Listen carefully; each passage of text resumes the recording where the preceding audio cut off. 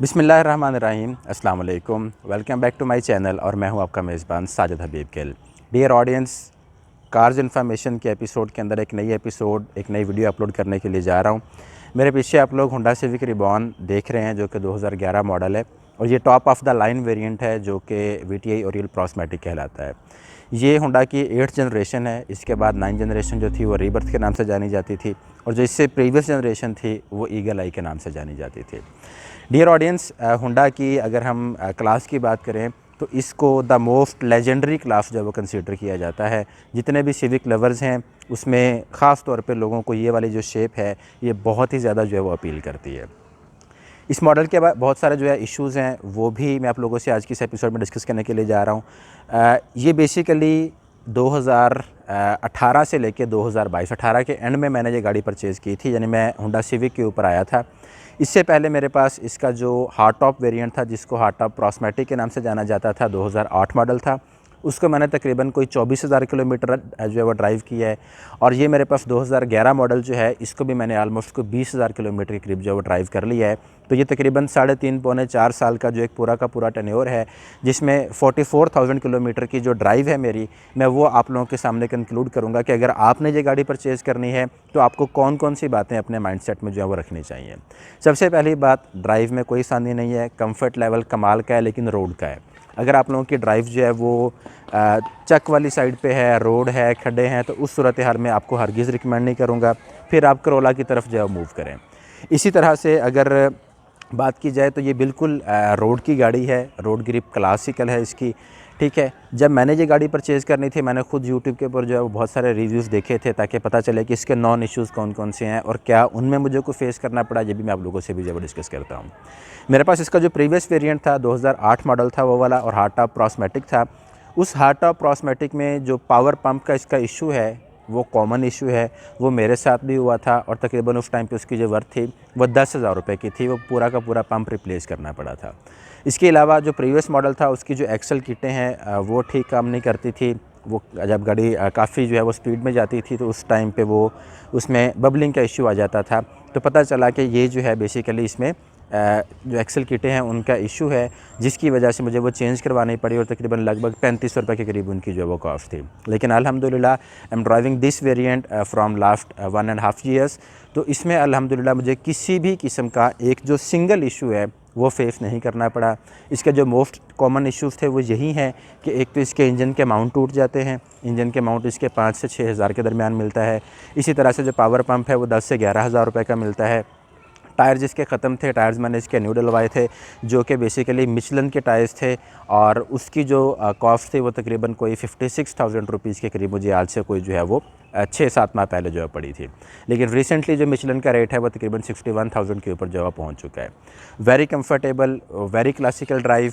और इसी तरह से अगर मैं इसकी टॉप स्पीड की बात करूँ तो मैंने इसको 201 किलोमीटर पर आवर तक जो है मैंने इसको ड्राइव किया है। और जो मेरे साथ मूवी मेकर था, जो मूवी बना रहे थे, उनकी बस हो गई थी, उन्होंने कहा था कि नहीं भाई बस इससे ऊपर नहीं जाना, जबकि गाड़ी में मार्जिन इससे ऊपर था। और जो इससे प्रीवियस वेरिएंट था मेरे पास, उससे मैं टॉप ऑफ द स्पीड जो थी मेरी उसको मैं 185 तक लेके गया था। तो बहरहाल इसको मोटरवे के ऊपर ही ड्राइव करना चाहिए। अगर फ्यूल इकोनॉमी की बात की जाए तो फ्यूल के मामले में बिल्कुल भी अच्छी गाड़ी नहीं है। सिटी में जब मैंने लेनी थी मैंने सुना था कि शायद ये 6 किलोमीटर, 7 किलोमीटर, 8 किलोमीटर तक करती है। It's all depends upon your driving practice. मैं इसको इंतहाई लाइट फुट के ऊपर चलाता हूँ और ये मुझे शहर के अंदर मतलब बड़ी ही आसानी के साथ एसी के साथ मुझे 10 किलोमीटर पर लीटर की एवरेज जो है मुझे ये लोकल ड्राइव में दी जाती है। इसी तरह से मैंने इसको हाईवे के ऊपर जो है, मोटरवे के ऊपर बड़ा ही मतलब लाइट फुट के साथ मैंने इसको ड्राइव किया है। और उस लाइट फुट की ड्राइविंग में मुझे इसकी जो फ्यूल एवरेज मिली है वो 15 किलोमीटर पर लीटर तक भी मिली थी। लेकिन उस टाइम पे मेरी जो स्पीड थी वो 100-110 मैक्सिमम 120 तक ही मैं रहा था, इससे ऊपर मैं नहीं गया था। So it's all depends upon your driving practice कि आप जो है उसको गाड़ी को किस तरह से जो है वो चला रहे हैं, आपका पैर कितना भारी है, ये चीज़ भी इसमें मैटर करती है। इसी तरह से अगर मैं इसमें बात करूँ आपके साथ इसकी जो है वो ऑयल की, तो 5000 किलोमीटर के ऊपर मैं इसका ऑयल चेंज करवाता हूँ एंड स्टिल अल्हम्दुलिल्लाह ये 5W30 के ऊपर जो है इसका ऑयल चेंज होता है, ठीक है। और उसकी कॉस्ट तकरीबन कोई 6,200 रुपये जो है वो पड़ती है, including it's air filter and it's oil filter. तो इसके अलावा अगर आप लोगों के जहन में कोई और क्यूरी है, कोई और क्वेश्चन है जो कि आप इस गाड़ी के बारे में पूछना चाह रहे हैं, इसके मेंटेनेंस कॉस्ट के हवाले से पूछना चाह रहे हैं, तो वो भी आप लोग ज़रूर पूछिएगा।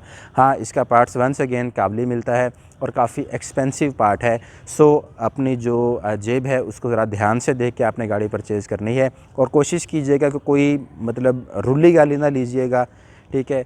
मतलब जिस गाड़ी को मार लगी हो वो आपको छोटे छोटे नॉन इश्यूज़ उसके जो है वो निकलते ही रहते हैं। इसलिए कोशिश करें कि किसी अच्छे बंदे से जिसने मतलब कोई फैमिली ड्रिवन जो कार है उसको परचेज़ कीजिएगा, क्योंकि इन गाड़ियों के अंदर जो है वो लगते चारे को काम निकलता नहीं है, लेकिन अगर शुरू हो जाए तो फिर अल्लाह माफ़ करे वो चलते ही रहते हैं।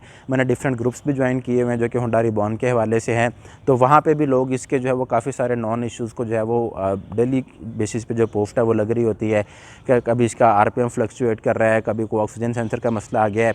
कैटालिटिक कन्वर्टर इसका बहुत जो है वो एक्सपेंसिव है और वो उसको रूटीन में जो है वो साफ़ करवाना चाहिए, तो वो भी इसका जो है वो काफ़ी ज़्यादा जो है वो एक्सपेंसिव है। तो ये राइड थी जिसके बारे में मैंने आप लोगों से शेयर किया है। और इसके अलावा अगर आप लोगों के जहन में कोई मज़ीद क्यूरी हो जो कि इस गाड़ी से रेलिवेंट हो तो उसको आप लोग जो है वो ज़रूर मुझसे पूछिएगा। अगर गाड़ी में मौजूद एसेसरीज़ की बात की जाए तो इसमें जो फ्रंट कैमरा है वो इंस्टॉल्ड है। वंस अगेन मैंने नहीं करवाया, मैंने जिससे गाड़ी परचेज़ की थी उसी ने करवाया था। इसी तरह से बैक कैमरा इसका एक्स्ट्रा ऑर्डिनरी जो रिज़ल्ट है उसका फुल एचडी बता रहा था वो वाला इंस्टॉल्ड है। और वो मूविंग कैमरा है, जैसे जैसे आप गाड़ी रिवर्स करते हैं वैसे वैसे वो उसकी डायमेंशन साथ में चेंज होती चली जाती है। इसी तरह से इसमें जो साइड पे जो क्रोम नज़र आ रहे होंगे आपको, ये क्रोम भी पहले से इंस्टॉल थे, ये भी इंस्टॉल किए जा सकते हैं। अगर इसमें बात की जाए तो बॉडी किट की, तो बॉडी किट मैंने इसमें इंस्टॉल नहीं करवाई, लेकिन एम प्लानिंग कि बॉडी किट इसमें इंस्टॉल की जाए क्योंकि वो काफ़ी ज़्यादा इसके ऊपर जो एक अट्रैक्टिव लुक है वो दे देती है। इसी तरह से एंड्रॉयड पैनल भी इसमें जो है वो पहले से इंस्टॉल था। और एक बैक स्पॉइलर जो इसके ऊपर ऑलरेडी लगा हुआ है और ये एक टो हुक है ये भी पहले की लगी हुई थी। मैंने सिर्फ इसमें जो टायर्स हैं वो न्यू डलवाए हैं। एंड अल्हम्दुलिल्लाह I am driving once again I am repeating के 1.5 साल से मैं इसको चला रहा हूँ, लेकिन फ़िल वक्त मुझे अल्हम्दुलिल्लाह इसमें किसी किस्म का कोई इशू जो है फेस करने को नहीं मिला। मैं उम्मीद करता हूँ कि ये एपिसोड आप लोगों के लिए काफ़ी बेनिफिशियल होगी। एक नई एपिसोड के साथ ये मेज़बान आपकी खिदमत दोबारा से हाज़िर होगा। तब तक के लिए अपना बहुत बहुत ख्याल रखिएगा। अल्लाह हाफ़िज़।